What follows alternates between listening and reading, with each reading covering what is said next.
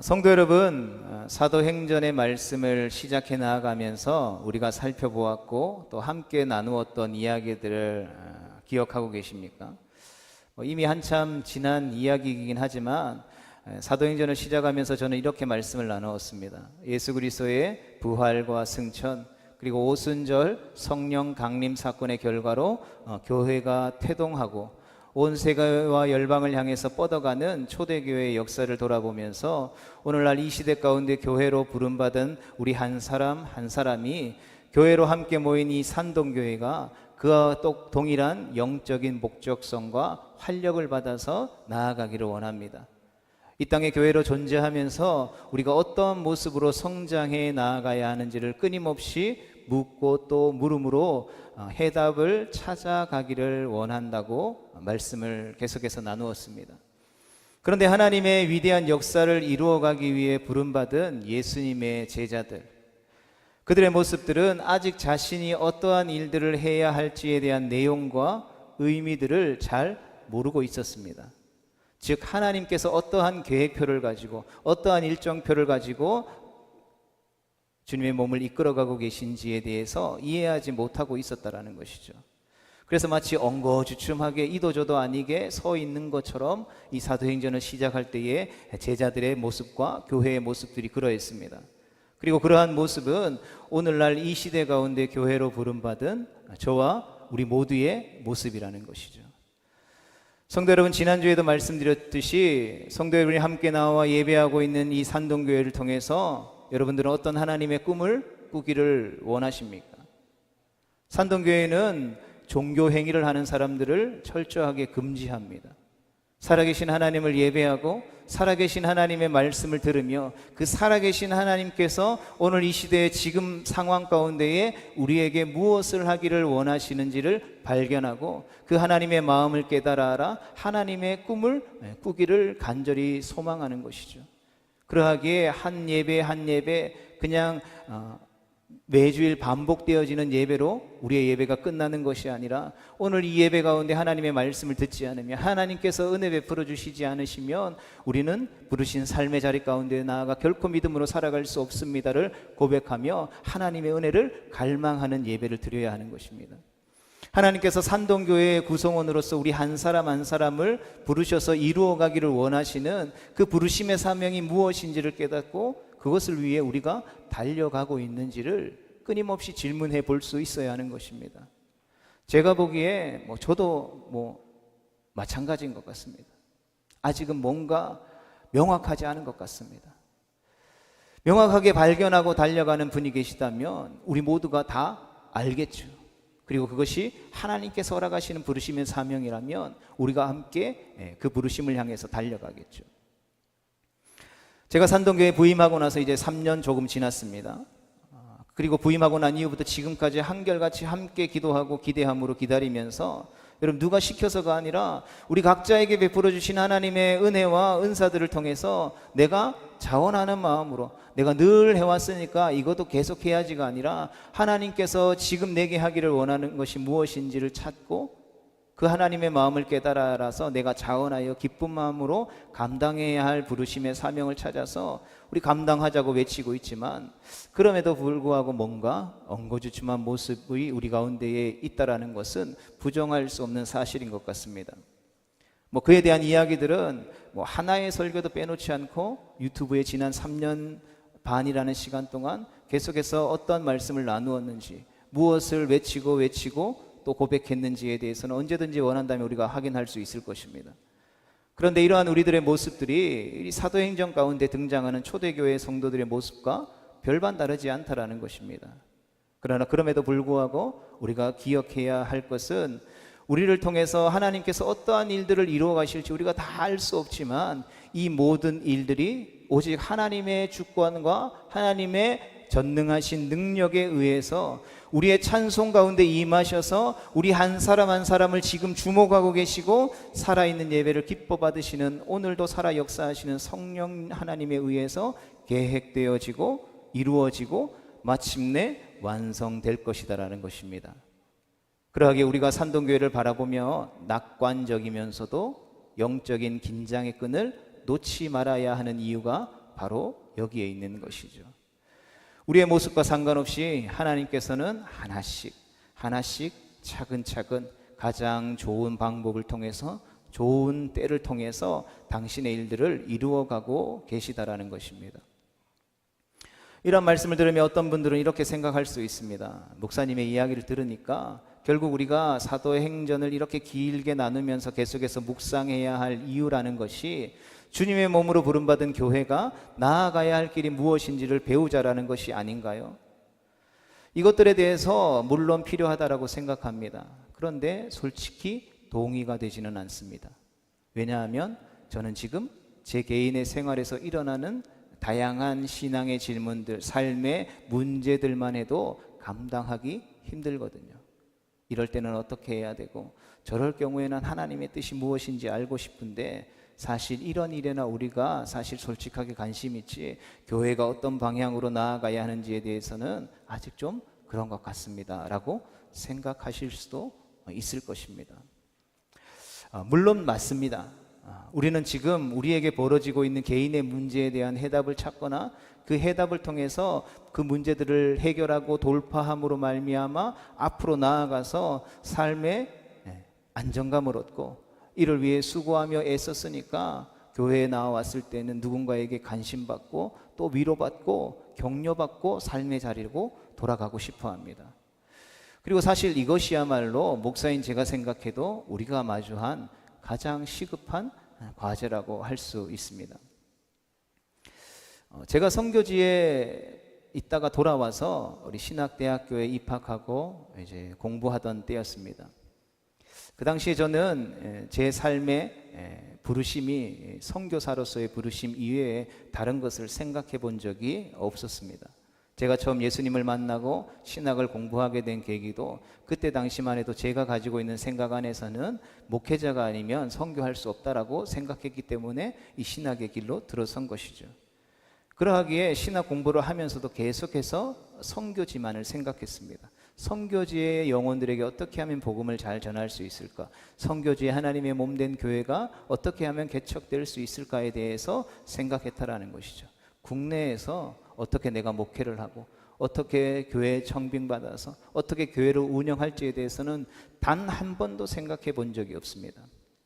그래서 신학대학원에서의 대부분의 수업을 들으면서 저는 어떻게 하면 다시 한 번 더 선교지에 나가서 지금 배우고 익힌 것들을 통해서 한 영혼을 주님께로 인도하고 그를 통해서 주님의 몸을 세우고 하나님의 나라를 확장하며 사랑하는 우리 신랑 되신 예수님의 오실 길을 예비할 수 있을까에 대한 생각들 뿐이었습니다. 그런데 저의 그런 기대와는 달리 신대원에서 배우는 수업들은 하나님의 나라의 관점에서는, 이 선교적인 관점에서는 예수님이 다시 오신다라고 하는 종말론적인 관점에서 가르치고 배우는 것이 아니었습니다. 철저하게 한국이라는 사회 속에서 어떻게 하면, 이제 전도사였으니까 그때는 전도사로서 부교육자 생활을 잘하고 또 강도사 고시를 보고 또 목사를 안수받고 또 부목사 생활 잘해서 우리 역량이 성장해서 어떤 하나님의 때가 되면 한 교회를 담임하는 담임 목회자로 청빙받아서 그 교회를 잘 목회할 수 있을 것인가에 대한 관점에서 가르치고 있었습니다. 그리고 실제로 신대원의 교수님들은 하나님의 나라를 바라보는 관점에서의 어떤 부흥과 이 한국교회 안에서의 목회자들이 이루려고 하는 목회적인 부흥의 성장은 다른 방향성을 가지고 있다라고 이야기하셨습니다. 제게는 매우 충격으로 다가왔습니다. 그래서 여러분 무슨 말이냐면, 여러분 하나의 산동교회라고 하는 교회가 부흥 성장하는데 그것이 하나님의 나라의 관점에서 나님의 나라가 확장되어지는 것과는 별개일 수 있다는 것입니다. 여러분 이해하십니까? 우리는 하나님의 나라의 백성인 줄 믿습니다. 그런데 하나님의 나라의 백성으로 우리가 관심 가져야 할 것은 무엇입니까? 하나님의 나라의 확장이죠. 하나님의 나라의 부흥과 하나님 나라의 성장인 것이죠. 그 하나님 나라의 왕이 되신 하나님의 영광이 이 땅 가운데에 실현되어지는 것입니다. 이 부분에 대해서 우리가 잘 알고 있죠. 그런데 우리가 그렇게 생각하는 것과 이 산동교회라고 하는 눈에 보이는 교회가 부흥하고 성장하는 것과는 별개일 수 있다라는 것입니다. 관계가 없을 수 있다는 것이죠.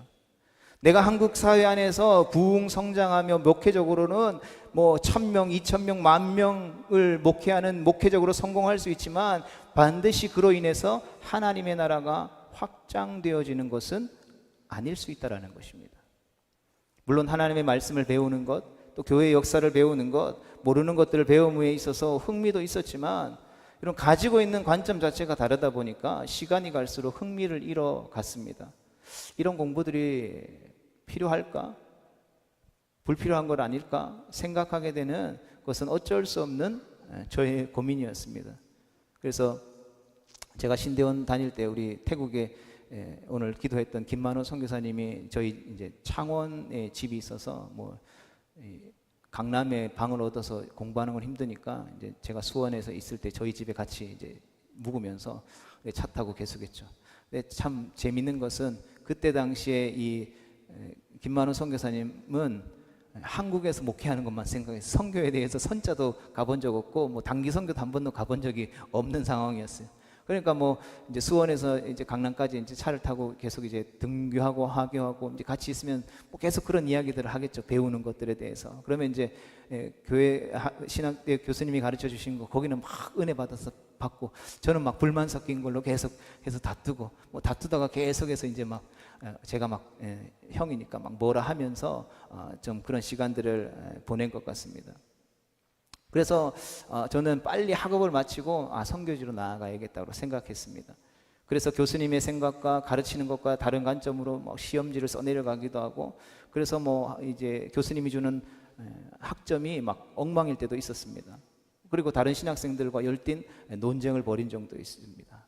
왜냐하면 나와 상관없고 나에게 불필요하고 배움을 받고 있는 입장이긴 하지만 나는 그렇게 생각하지 않는다라고 하는 확고한 신념이 있었기 때문입니다.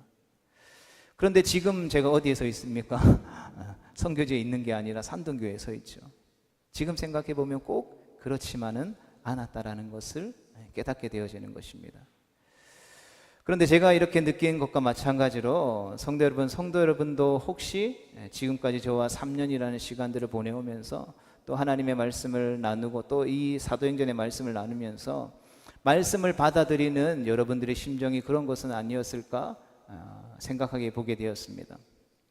나는 지금 내 삶에 일어나고 있는 문제에 관한 하나님의 해답을 듣고 싶은데 목사님은 어째서 지금 나와 별로 상관없어 보이는 저 한 번도 가본 적 없고 생각해 본 적도 없는 뭐 과테말라에 일어나고 있는 일들을 왜 내가 신경 써야 되는지 또 이 성경에 나오는 2000년 전의 교회의 역사들을 듣고 있어야 하는 것이라고 생각할 수 있다라는 것이죠.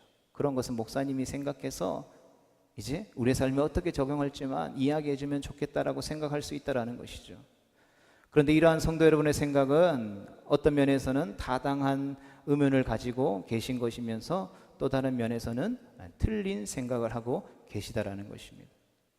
한마디로 말씀드리면 사도행전을 묵상하며 말씀을 나누는 것은 예수님을 믿고 하나님의 자녀가 된 우리 모두에게 반드시 필요하다라는 것입니다. 우리가 살아가면서 마주하고 있는 수많은 문제들과 동떨어진 일을 사도행전이 말하는 것처럼 보여도 사도행전의 이야기들은 사실 우리 개개인과 아주 깊은 연관이 있다는 것이죠. 여러분, 사도행전을 보면 수많은 사람들이 등장합니다. 그들은 우리와 같은 한 개인이었습니다. 각자의 시대와 상황 속에 살아가는 사람들이었습니다. 그러나 그들은 성령의 폭풍에 휘말려 들었습니다. 이들은 때론 예측하지 못한 사람들을 통해서 때로는 사건들을 통해서 성령을 체험했습니다. 성령을 체험하고 나서 보니까 이전과는 전혀 다른 종류의 삶을 경험하게 되었다는 것이죠. 어둠 가운데 있다가 빛이라는 것을 발견했습니다.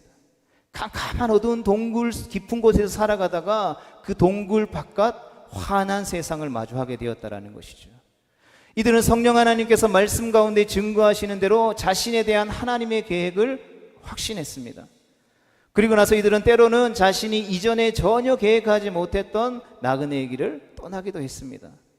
이들의 다양한 경험들을 우리가 모두 열거할 수 없지만 사도행전에 등장하는 이들은 한결같이 공통된 경험을 했다라는 것이죠.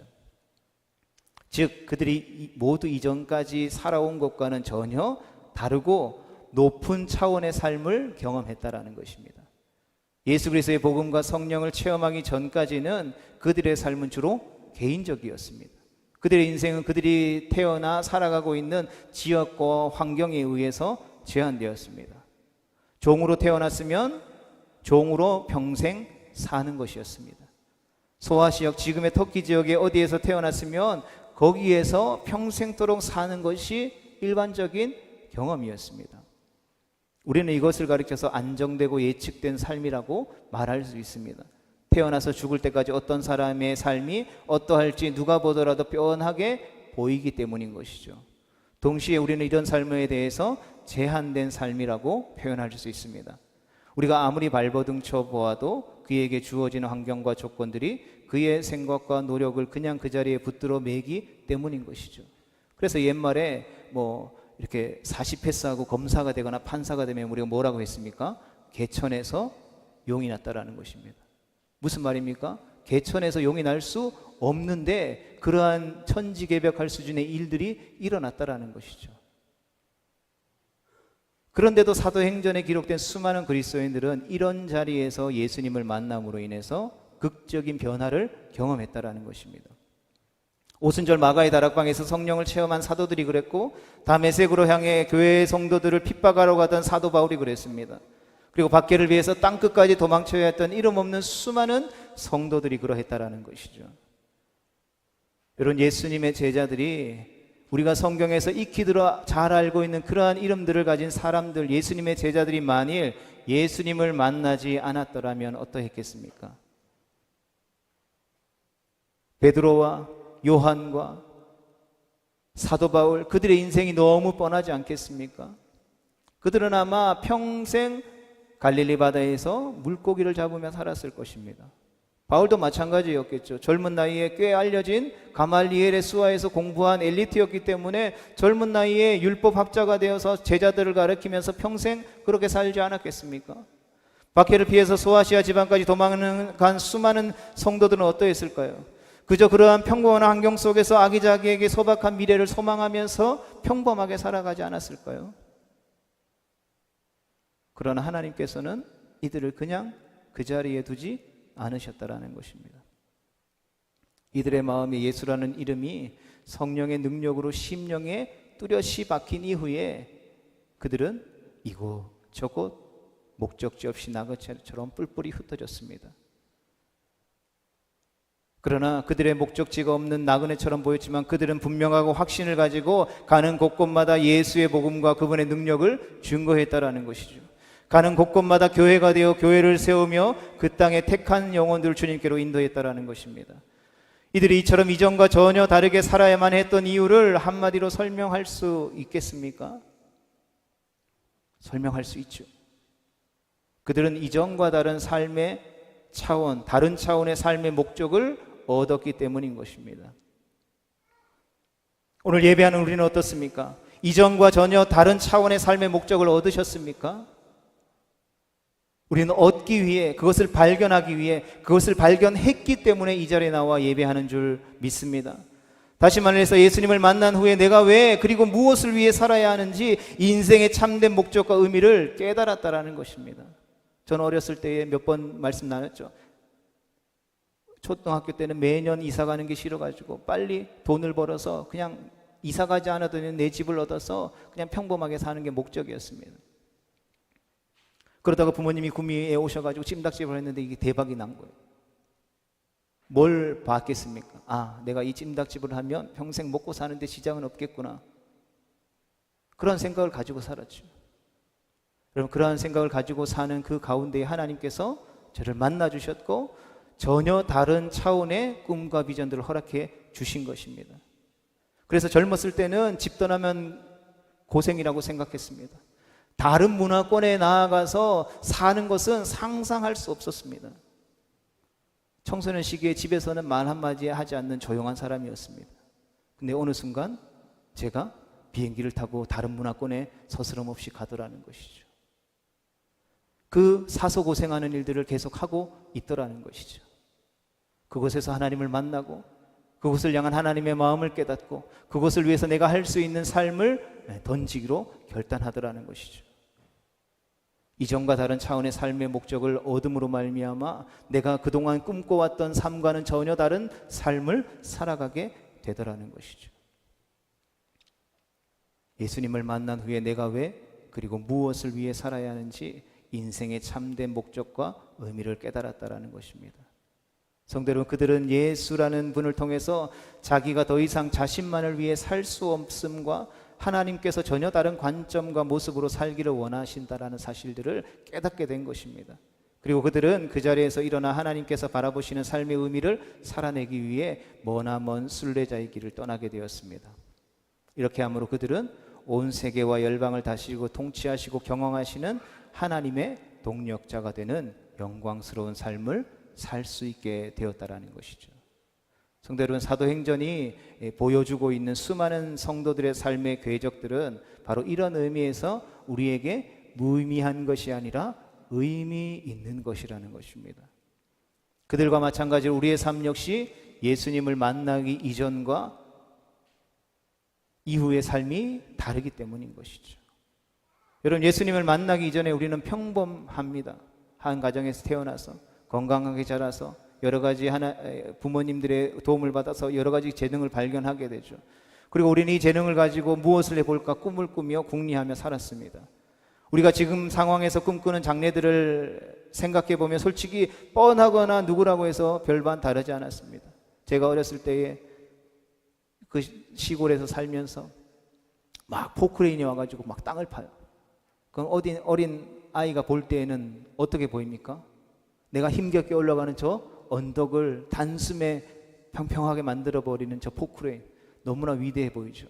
그럼 무슨 꿈을 꾸겠습니까? 나도 어른이 되면 저 포크레인 기사가 될 거야. 어느 날 동네에 나쁜 사람이 있는데 경찰 아저씨가 와가지고 그 나쁜 사람을 제 앞에서 잡아가는 모습을 보면서 무슨 생각을 할까요? 나도 저런 경찰 아저씨가 돼서 저 나쁜 사람들을 물리쳐야지. 나도 경찰이 되어야지. 이 사람 저 사람 다 각기 다른 것 같지만 결국 다 같은 것이죠. 부모님이 농사를 짓습니다. 그 밑에서 농사 짓는 것을 계속해서 봅니다. 그리고 때마다 농사 짓는 것을 돕습니다. 그럼 그 사람이 확률적으로 가지게 될 직업은 무엇입니까? 농사 짓는 것이죠. 어렸을 때는 농사 짓고 공부하고 공장 다니고 사업하고 그러다가 나이 들고 자녀들이 자라면서 내 자식 건강하게 공부 잘해서 좋은 직장 얻어서 좋은 배우자 만나서 자녀들을 낳고 오순도순 행복하게 잘 사는 것.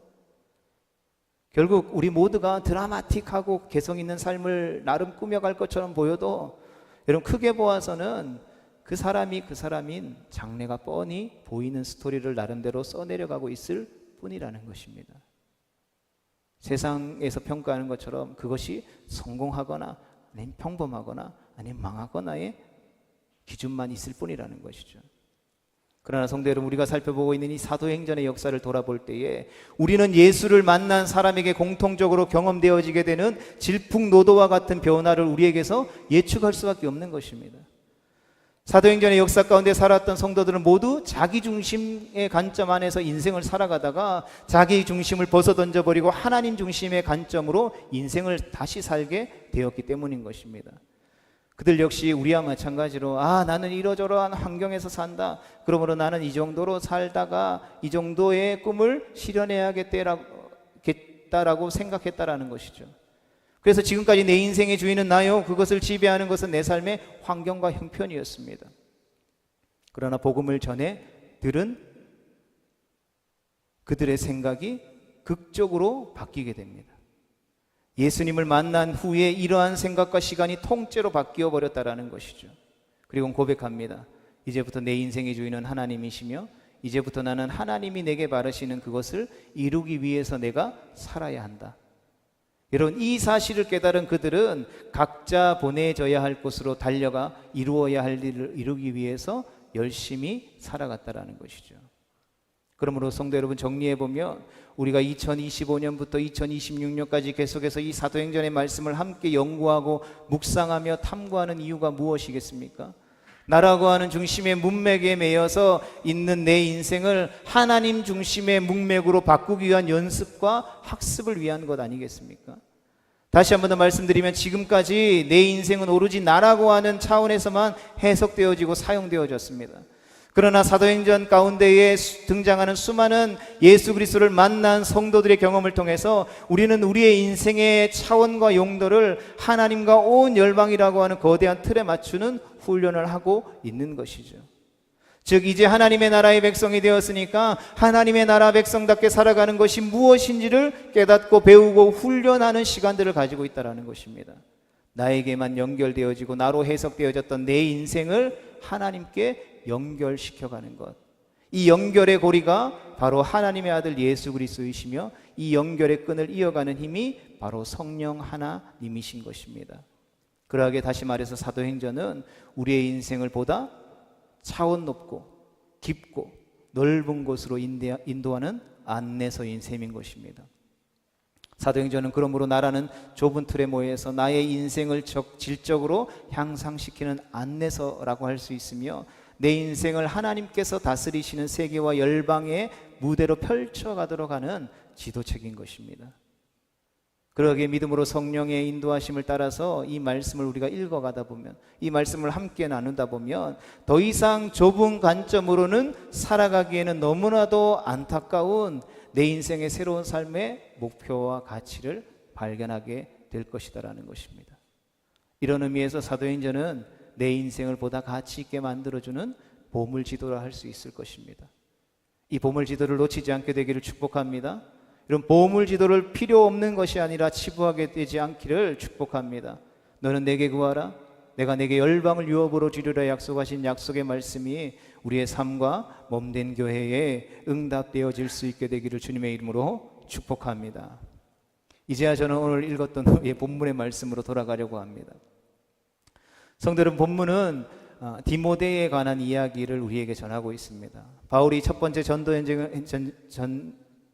여행을 마치고 이제 두 번째 전도 여행에서 디모데라고 하는 한 청년을 자신의 동력자로 세우게 되죠.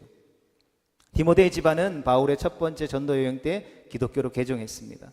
바울이 그로부터 1년 정도 뒤에 두 번째 전도 여행을 계획하고 있는 것인데 디모데가 불과 1년이라는 사이에 이렇게 바울의 든든한 동력자로 발탁된 것이 얼마나 놀라운 은혜인지 모르겠습니다. 더욱이 그때의 디모데의 나이가 겨우 20을 넘겼던 것으로 우리가 볼 수 있는데 이 사람이 바울에 의해서 제자라고 불렸다라는 사실은 이 청년의 가정이 얼마나 신실하게 예수님을 믿고 믿음 안에서 충실하고 빠르게 성장했는지를 우리로 하여금 짐작하게 하는 것이죠. 디모데는 고린도전서 4장 17절에서 내 사랑하는 신실한 아들이라고 디모데를 불립니다. 그럴 만큼이나 디모데와 그의 가족들은 모범적인 그리스도인으로서 주변 사람들에게 칭찬을 받았습니다. 그러나 그에게는 치명적인 약점이 있었습니다. 그것은 오늘 본문 1절에서 보면 디모데의 어머니는 유대인이었습니다. 그러나 아버지는 누구였습니까? 헬라인이었어요. 이방인이라는 것이었습니다. 여러분, 이것이 무엇을 의미하겠습니까? 여러분, 당시 유대인들이 가지고 있던 전통은 무엇입니까? 이방인과의 결혼하는 것을 권장했습니까? 금했습니까? 철저하게 금했다라는 것이죠. 그런데 이 전통이 지켜지지 않았다는 뜻이거나 국제 결혼이 중요한 문제가 아니라고 생각할 만큼 디모데의 가정이 유대교 신앙이 강하지 않았다라는 뜻을 반증해 주는 것이죠. 더구나 디모데는 본문이 기록될 무렵까지 할례를 받지 않았다라고 성경이 기록하고 있습니다. 여러분, 유대교의 전통은 자녀의 신앙을 아버지가 아니라 어머니에 의해서 따르도록 규정했습니다. 그러니까 어머니가 가지고 있는 종교를 자녀들이 따르는 것이죠. 그리고 어머니가 가지고 있는 종교를 자녀에게 양육할 수 하면서 가르치는 것입니다. 그런데 본문 3절은 디모데의 아버지가 일찍 죽었을지도 모른다는 생각을 하게 하는 것이죠. 여러분, 이러한 정황들은 디모데의 가정이 유대교 전통에 철저하지 않았다라는 가능성을 보여주고 있는 것입니다. 그러나 어쩌면 이들이 이렇게 단시간 안에 빠르게 복음을 받아들여서 성장할 수 있었던 것은 그만큼 그들 안에 유대교가 뿌리가 약했기 때문이 아니었을까도 짐작해 볼 수 있는 대목인 것이죠. 어쨌든 여러분, 이런 상황 속에서 바울의 동력자로 세워질 디모데의 입장을 난처하게 만들 수도 있었다는 것입니다. 유대교의 전통에 집착하는 유대인들에게 있어서 상대적으로 유대교의 뿌리가 약한 디모데가 지도자로서 인정되기 어려웠기 때문인 것입니다. 그리고 바울은 이 상황을 재빠르게 읽어냈습니다. 그리고 한 가지 대안을 생각해내게 되죠. 그것은 바로 디모데에게 할례를 베푸는 것이었습니다. 여러분, 디모데는 이 때문에 성인이 되고 나서 할례를 받게 됩니다. 그런데 성도 여러분, 우리가 한번 생각해 보십시오. 바울이 어떠한 인물입니까? 바울은 아주 직선적이고 원칙에 충실한 사람이었습니다. 이 사건이 있기 바로 전에 바울은 한 번 자신들을 배신하고 떠났던 마가를 다시 전도 여행에 데려갈 수 없다라고 바나바와 극렬하게 다투어서 결국 바나바와 자신을 품어주고 자신을 이 공동체 무리 안에 이끌어줬던 바나바와 헤어졌던 사람입니다. 바울은 때때로 찬바람이 날 만큼 엄격함을 가지고 교회의 문제를 대했습니다. 여러분, 그런 사람이라면 그리스도인이 된 사람에게 할례는 더 이상 필요 없다라고 주장할 수 있지 않을까요? 실제로 사도 바울은 예수님을 믿었다면 할례는 필요 없다라고 주장했던 인물입니다. 사실 그리스도인에게 있어서 할례는 아무런 의미가 없다고 보아도 되기 때문인 것이죠. 그러나 바울은 디모데의 문제에 있어서 그처럼 강하게 자신이 가지고 있는 원칙을 주장하지 않았다라는 것입니다. 그는 아직도 유대교가 뿌리가 강력한 지역에서 그들의 신뢰를 받으며 일해야 할 젊은 청년 디모데가 이런 비본질적인 문제로 인해서 시비거리가 되는 것을 원치 않았다라는 것입니다. 여러분, 그렇지만 우리가 분명하게 구별해야 할 사실이 있습니다. 추측컨대 만약 바울 자신이 이 문제에 처해 있었다면 그가 바로 이러한 방법과 태도로 이 문제를 해결하지 않았을 것이라는 것입니다. 그 자신이 이 문제에 부딪혔다면 아마 생명을 걸고 할례가 필요 없다고 끝까지 버텼을 것입니다. 그러나 디모데는 바울이 아니었죠. 바울과 같은 성격의 소유자가 아니었습니다. 그는 마음이 온유하고 어떤 면에서는 사실 매우 연약한 사람이었습니다. 바울이 디모데의 곁에 늘 있을 수만 있다면 그의 곁에서 방패막이가 되어서 그를 도와줄 수 있겠지만 디모데는 장차 바울을 떠나서 홀로 목회를 감당해야 할 사람이었습니다. 그래서 이 디모데에게 보낸 디모데 전서, 디모데 후서가 바로 이 목회를 감당해야 될 디모데를, 영적인 아들 디모데를 향한 사도 바울의 마음인 것이죠. 그러니 바울이 디모데에게 할례를 베푼 것은 이러한 상황을 고려한 대책이 아니었을까 생각되는 대목인 것입니다. 그러나 바울이 복음의 원칙을 언제나 자기 멋대로 해석해서 적용했다라고 보기 어려운 기록도 곧 이어지죠. 오늘 본문 4절 말씀에 보면 우리가 바울이 가는 곳곳마다 제멋대로 복음을 해석한 것이 아니라 사도들과 장로들의 작정한 규례를 전하고 이것을 지키라고 당부하는 모습을 보게 되어지는 것입니다. 결국 오늘 본문에 등장하는 디모데의 할례 문제는 사도와 장로들이 작정한 규례에 어긋나지 않는 한도 내에서 바울 자신의 재량권으로 결정한 것이라 우리는 결론 내릴 수 있을 것입니다. 즉 바울은 복음이 가지고 있는 본질적인 원칙에는 절대로 양보하지 않았으며 동시에 어떻게 하면 복음의 영향력이 효과적으로 전해질 수 있겠냐라는 관점에서 자기의 행동들을 결정했더라는 것이죠. 그리고 이러한 자세는 사실 예수님을 믿고 따르는 그분의 제자들에게 주님의 몸된 교회에 있어서 매우 중요한 원칙이 되어지는 것입니다. 우리가 이 문제에 대해서는 우리 다음 주에 조금 더 구체적으로 우리 다루게 될 것입니다. 그러하게 오늘 우리에게 허락하여 주신 말씀을 통해서 우리가 기억해야 할 중요한 것은 우리가 계속해서 살펴보고 있는 사도행전은 우리와 관련이 없거나 그저 역사에 기록된 저 먼 옛날 이야기가 아니라 오늘 이 시대 성도로 부름받고 하나님의 나라 백성으로 살아가는 우리의 인생을 보다 가치 있고 영광스러운 자리로 초대하는 하나님의 초대권이 담긴 말씀이라는 사실을 기억할 수 있게 되기를 축복합니다. 그래서 나아가서 우리를 향해서 초대하고 계시는 그 영광스러운 삶을 향한 초대에 우리도 기꺼이 순종함으로 우리를 통해 이루어 가실 하나님의 놀라운 역사들을 우리 두 눈으로 확인할 수 있게 되어지기를 주님의 이름으로 축복합니다.